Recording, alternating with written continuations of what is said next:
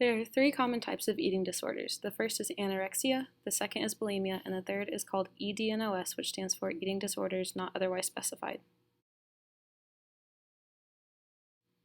Anorexia nervosa is a restrictive form of eating disorder when one will severely limit their food intake to maintain or reach a certain body type.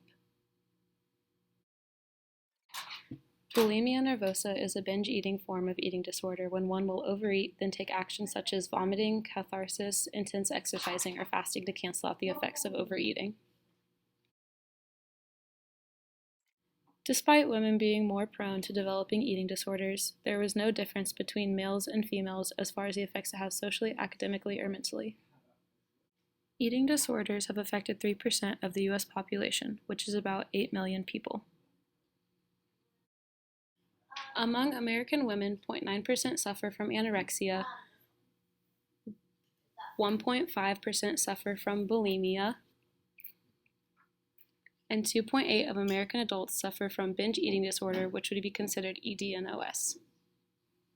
The most common age to develop eating disorders is during adolescence, more specifically from 14 to 18. Originally, it was thought that eating disorders stem mainly from hypothalamic disturbances, but recent research shows that cortical lesions and damage to the brainstem are favored to be major causes of eating disorders. There are social factors that can cause one to develop an eating disorder, such as influence from media, constantly pressuring women to look thin and men to look muscular and built, low self-esteem, and influences from friends and family.